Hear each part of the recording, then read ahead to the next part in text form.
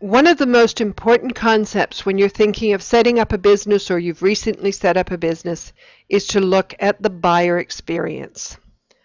Why the buyer experience? Because the buyer has what you want. They have the money to pay you for your goods and services, and you need to understand how they experience your business from before the sale to after the sale, all the way through the process. So, first impression. No matter how you look at it, people will find out about you in many different ways. It can be they find you on the web. They can find you through social media. You can get an email. You can phone them. They can see an advertisement. They can get a letter. You can meet them in person at a networking event. How are they going to see you when they see you? Are they going to pay attention to you? Is what you're saying and how you're saying it something that's going to make them go, I want to do business with you? After they've seen something about you, you have what's called first contact. Now, so many people think, well, okay, first contact, that's either the telephone or in person. But oftentimes in today's digitally connected world, the first contact is by an email submission form. And so it becomes very important that you know how your phone is being answered if they're going to contact you by phone, the emails, how they're answered, when they're answered. The number one thing that puts so many people off from dealing with a business is they submit a form and never hear back. Or worse, they get a form that says, we will contact you within 5 days, and 20 days later, they haven't heard back from you.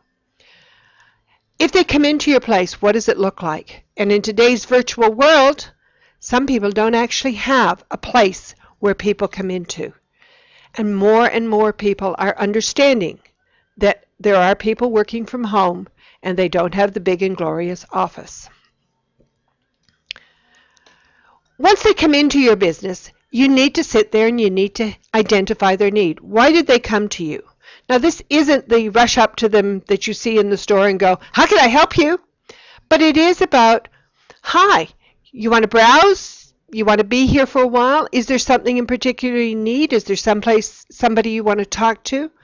What is it that you need? Do you need a specialist person? Do you need a generalist person? Are you trying to accomplish these ends? It's about having a conversation.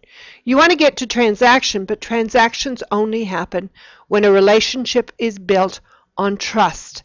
Trust only happens when they have an interchange with you.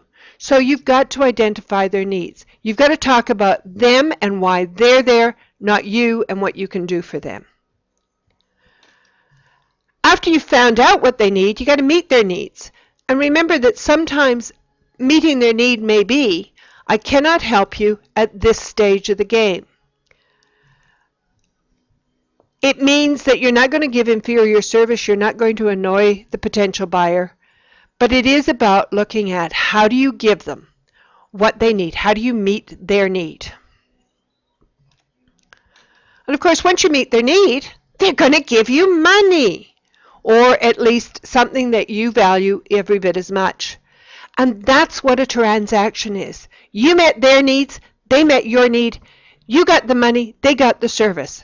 And that's an important part of the buyer experience, but it's not the end. After the transaction is very important. How do you say thank you? How do you invite them to come back? What do you do after the sale to make sure that they're satisfied?